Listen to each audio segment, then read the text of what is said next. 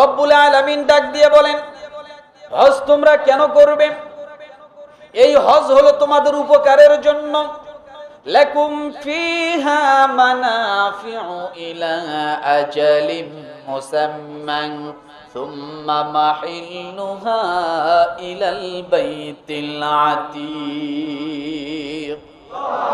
আল্লাহ বলেন, এতে রয়েছে এক নির্দিষ্ট মেয়াদ পর্যন্ত তোমাদের নানা রকম উপকার। নির্দিষ্ট মেয়াদ পর্যন্ত তোমাদের নানা রকম কি আছে? উপকার। এটা কেন বললেন? কারণ আমরা তো জানি যারা হজ করে তারা বাকি জীবনের জন্য তারা উপকার পায়। হজ যারা করে তারা কি পায়? বাকি জীবনের জন্য তারা কি পায়? উপকার পায়। কিন্তু আল্লাহ এখানে বলেছেন নির্দিষ্ট কয়েকদিনের জন্য তোমাদের জন্য কি রয়েছে? নানা রকমের উপকার। এই কথাটা আল্লাহ এই জন্য বললেন। এই কথা বুঝতে হলে সূরা বাকারার, সূরা আলে ইমরানের ৯৭ নম্বর আয়াতের শুরুটা দেখতে হবে। ফিহি আয়াতুম বাইয়িনাতুম মাকামু ইব্রাহিম ওয়া মান দাখালাহু কানা আমিনা। আল্লাহ বলেন, তোমরা এখানে যে কয়দিন থাকো না কেন, ওমান দাখালাহু কানা আমিনা, তোমরা যে কয়দিন এখানে প্রবেশ করবে, যতদিন এখানে থাকবে তোমরা নিরাপত্তায় থাকবে। সুবহানাল্লাহ বলেন। তার মানে হাজী সাহেবগঞ্জ যে কয়দিন ওখানে থাকবে সে কয়দিন কি সর্বদিক থেকে নিরাপদ থাকবে। এটা তাদের ওই কয়েকদিনের উপকার। আমার ভাইরা, এরপরে রব্বুল আলামিন বলেন, তোমরা হজ কেন করবে? তোমাদের কল্যাণের জন্য। লিয়াশহাদু মানাফিআ লাহুম ওয়া ইয়াযকুরু ইসমাল্লাহি ফি আইয়ামিন মা'লুমাত। এটা হলো তৃতীয় নম্বরে কল্যাণ। আল্লাহ বলেন যাতে তারা তাদের জন্য স্থাপিত কল্যাণ প্রত্যক্ষ করে। স্থাপিত, আর আগে ছিল কি কয়েকদিনের জন্য। স্থাপিত কি? একজন হাজী যখন হজ করে, রাসূলুল্লাহ সাল্লাল্লাহু আলাইহি সাল্লাম বলেন, তুমি যদি দুইটা কাজ থেকে বিরত থাকতে পারো, আমার আল্লাহ তাআলা তোমার জন্য দুইটা জিনিসের গ্যারান্টি দিয়ে দিবে। জোরে বলে, কয়টা কাজ থেকে বিরত? আপনি যদি হজ করতে যায়া দুইটা কাজ থেকে বিরত থাকেন, আল্লাহ আপনার বাকি জীবনের জন্য দুইটা পুরস্কার দান করবেন। কয়টা পুরস্কার? দুইটা পুরস্কার দান করবেন। তাহলে স্থায়ীটা কি এবার শোনেন। বুখারী হাদিস নাম্বার 1521। কত? আবু হুরায়রা রাদিয়াল্লাহু তাআলা আনহু থেকে বর্ণিত, তিনি বলেন, আমি রাসূলুল্লাহ সাল্লাল্লাহু আলাইহি সাল্লামকে বলতে শুনেছি, যে ব্যক্তি আল্লাহর উদ্দেশ্য হজ করলো এবং অশালীন কথাবার্তা ও গুনাহ হইতে বিরত রইল, সে ওই দিনের মতো নিষ্পাপ হয়ে হজ হতে ফিরে আসবে যেদিন তার মা তাকে নিষ্পাপ ভাবে জন্ম দিয়েছিল। মান হাজ্জা লিল্লাহি ফালাম ইয়ারফাস ওয়ালাম ইয়াফসুক রাজা'a কায়াউমিন ওয়ালাদাতুহু উম্মা। আল্লাহর নবী বলেন, কোন মানুষ যদি দুইটা কাজ থেকে বিরত থাকে, একটা হলো অশ্লীল কাজকর্ম, দ্বিতীয় নম্বরে সমস্ত ঝগড়া ফাসাদ অন্যায় থেকে যদি মানুষ নিজেকে বিরত রাখতে পারে, আল্লাহর নবী বলেন ওই মানুষটার যখন হজ থেকে কমপ্লিট হয়ে গেল, সে যখন বাড়ির দিকে রওনা করলো, মায়ের গর্ভ থেকে যেমন সন্তান নিষ্পাপ হয়ে বাইর হয়ে যায়, আল্লাহর নবী বলেন ওই মানুষটাকে আমার আল্লাহ নিষ্পাপ করে তাকে বাড়িতে ফিরাইয়া দেন। এটা হলো এক নাম্বার উপকার, স্থায়ী উপকার। সেটা হলো কি? আপনি নিষ্পাপ। এরপরে যদি আপনি গুনাহ করেন সেটা আপনার ভিন্নতা, কিন্তু আপনি না করলে আপনি নিষ্পাপই থাকবেন। কথা ঠিক কি? এটাই স্থায়ী। আমার ভাইরা, দ্বিতীয় নম্বরে আল্লাহ পাক রব্বুল আলামিন বলেন সূরা আলে ইমরানের 96 নম্বর আয়াতে বলেছেন, ইন্না আউওয়ালা বাইতিন وُدِعَ لِلنَّاسِ لَلَّذِي بِبَكَّةَ مُبَارَكًا وَهُدًى لِلْعَالَمِينَ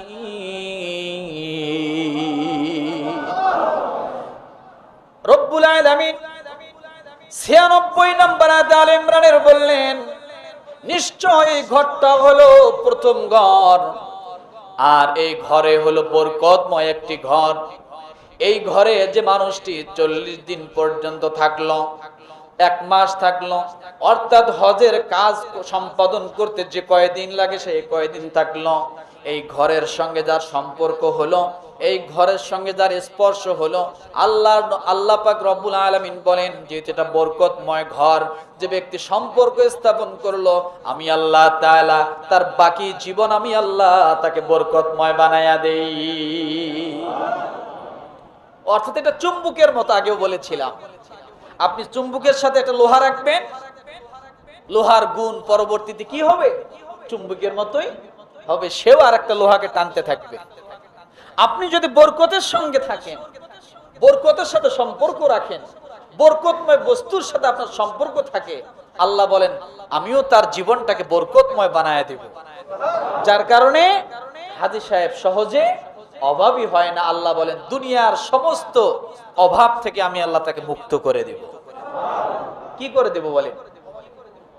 দুনিয়ার সমস্ত অভাব থেকে আল্লাহ তাকে মুক্ত করে দেব। এই হলো হজ কেন গেল। আমার ভাইয়েরা, রব্বুল আলামিনের হাবিব রাসূলুল্লাহ সাল্লাল্লাহু আলাইহি ওয়াসাল্লাম মসজিদে নববীর মধ্যে বয়ান করতেছেন, খুতবা দিচ্ছেন। আল্লাহর নবী ডাক দিয়ে বলেন, ও সাহাবায়ে কেরাম, তোমাদের উপরে হজ ফরজ করা হয়েছে। এক ব্যক্তি জিজ্ঞাসা করল, ইয়া রাসূলুল্লাহ, হজ কি আমাদের জন্য বারবার করতে হবে? প্রতি বছর কি আমাদের করতে হবে? আল্লাহর নবী চুপ থাকলেন। সাহাবী আবার জিজ্ঞাসা করলেন, আবার রাসূলুল্লাহ সাল্লাল্লাহু আলাইহি ওয়াসাল্লাম চুপ থাকলেন। আবার জিজ্ঞাসা করলেন, ইয়া রাসূলুল্লাহ, হজ কি আমরা প্রতি বছর করব? আল্লাহর নবী তৃতীয়বারের বেলাও তার প্রশ্নের জবাব দিলেন না। চতুর্থবার যখন আবার প্রশ্ন করবেন, আল্লাহর নবী ডাক দিলেন, ও সাহাবী, তুমি চুপ থাকো।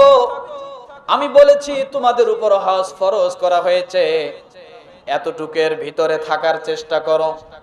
কারণ তুমি যে প্রশ্ন করেছো প্রতি বছর হজ করব নাকি করা লাগবে নাকি, আমি রাসূল যদি মুখ দিয়ে বলতাম হ্যাঁ, তাহলে এটা তোমাদের জন্য প্রতি বছর হজ করা ওয়াজিব হয়ে যেত। এই জন্য তুমি 3 বার প্রশ্ন করেছো, আমি জবাব দেইনি। তোমরা অতিরিক্ত প্রশ্ন করবা না, অতিরিক্ত কিছু জানতে চাবা না, কারণ তোমাদের পূর্বেকার লোকেরা বেশি প্রশ্ন করার কারণে নিজেরা ধ্বংস হয়ে গেছে। কি হয়ে গেছে? কি হয়ে গেছে?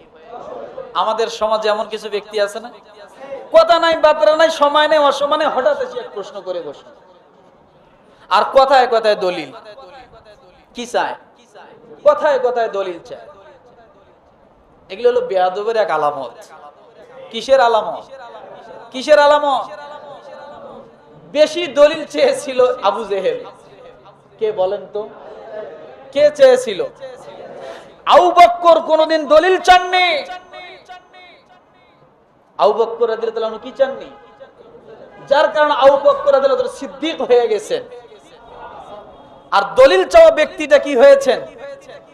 লানতে পরিণত হয়েছেন। রাসূল যখন মিরাজ থেকে আসলেন, সকালবেলা পা পা করে আবু জেহেল যা বলে, মুহাম্মদ, এটা আমি আবু জেহেলের ভাষায় বলছি, আবু জেহেলের ভাষায়, কাফেরদের ভাষায় যদি রাসূলের নাম আসে, এখানে সাল্লাল্লাহু আলাইহি ওয়াসাল্লাম না বললেও চলে। বলছে মুহাম্মদ, বলছে জি বলেন চাচা। কয় আজকে কি খবর আছে তোমার বলো? কয় আজকে তো দারুণ মজার খবর। বলে কি? আজকে আমি মিরাজে গিয়েছিলাম, আল্লাহর সঙ্গে সাক্ষাতে গিয়েছিলাম।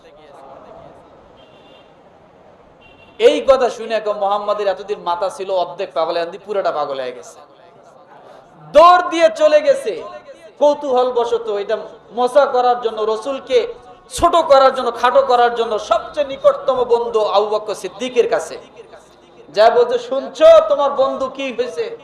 তুমি কার সাথে চলো জানো? পাগলের সাথে চলতেছে। বলে কেন? তোমার বন্ধু নাকি আজকে আরশে আজিমে চলে গেছে, আল্লাহর সঙ্গে সাক্ষাৎ করেছে, সাত আসমান ভেদ করে গেছে। আবু বকর সিদ্দিক রাদিয়াল্লাহু তাআলা আনহু বললেন, আবু জেহেল, এটা কি রাসূলের মুখ থেকে তোমার নিজ কানে শুনেছো? আবু জেহেল বলল, আমি এই মাত্র শুনে আসলাম। আবু বকর সিদ্দিক রাদিয়াল্লাহু তাআলা আনহু বললেন, আবু জেহেল, যদি এটা আমার রাসূলের জবান থেকে শুনে আসো, আল্লাহর কসম করে বলি, আমার রাসূল সত্য বলেছে, কোনোদিন মিথ্যা বলে না। আবু বকর রাদিয়াল্লাহু আনহু মনে এবার রাসূলের কাছে এসে বলছে, দলিল দেন, আপনি যে উপরে গেছিলেন। দলিল চাইছে? নো, কথায় কথায় দলিল দেওয়া যায় না।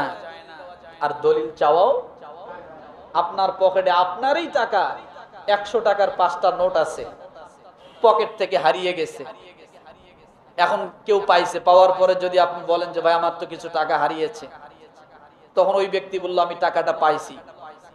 এখন যদি আপনি বলেন তাহলে এই টাকাটা আমার, এই 500 টাকা আমার, 5টা নোট 100 টাকার এটা আমার, ওই ব্যক্তি যদি বলে যে তোমার যে টাকা, এর প্রমাণ দাও, আপনি কি প্রমাণ দিবেন? এখন যদি বলে যে টাকার মধ্যে যে নাম্বার লেখা আছে, আছে না? বলে হ্যাঁ, এটা যে তোমার টাকা, এই নাম্বার বলো। টাকার মধ্যে নাম্বার দেওয়া আছে না? এখন যদি বলে এই টাকাটা যে তোমার, তাহলে টাকার মধ্যে নাম্বার আছে, নাম্বার বলো, তাহলে তোমাকে টাকা দিয়ে দেব। পারবেন বলতে? এখন বলতে না পারলে তাই বলে কি টাকা আপনার না? তাই বলে টাকা আপনার না? আপনার। আমার ভাইরা, এই জন্য কথায় কথায় আমরা কি চাবো না? দলিল চাবো না। রাসূল নিজে নিষেধ করলেন, তোমরা এত প্রশ্নকারী হয়েও না, এত দলিল তোমরা চেয়েও না। এই জন্য কিছু কিছু সময় আলেমরা যখন কোনো প্রশ্নের উত্তরে চুপ থাকে, তখন আমাদেরকেও চুপ থাকা উচিত। এমন কিছু প্রশ্ন হাও বলা যায় না, নাও বলা যায় না। রাসূলের এমন জীবনীতে নাই? নাই? সাহাবায়ে কেরাম এমন কাজ করছে, রাসূল হাও বলতেছে না, নাও বলতেছেন। প্রশ্ন করছে, রাসূল হাও বলে না, নাও বলে না। ওটা সব আল্লাহর উপর ছেড়ে দিতে হয়। কিসের উপর ছেড়ে দিতে হয়? আমার ভাইরা, আল্লাহর নবী জনাবে মুহাম্মদ রাসূলুল্লাহ সাল্লাল্লাহু আলাইহি সাল্লাম বলেন, সাহাবী আল আকরা বিন হাসিব রাদিয়াল্লাহু তাআলা আনহু নবী করিম সাল্লাল্লাহু আলাইহি সাল্লামের নিকট জিজ্ঞাসা করেন, আল্লাহর রাসূল, হজ কি প্রতি বছর না মাত্র একবার? তিনি বলেন, বরং একবার মাত্র, এরপর অধিক যদি তোমরা হজ করো তা হবে সব নফল। জীবনে একবার ফরজ। হজ কি জীবনে একবার ফরজ। তাহলে হজ কেন এই কথাটা বলেছিলাম? হজ এই জন্য যেটা আল্লাহর হুকুম, ফরজ ইবাদত, তাই আমরা কি করব? হজ পালন করতে হবে। হজে কোনো কার্পণ্য করা যাবে না।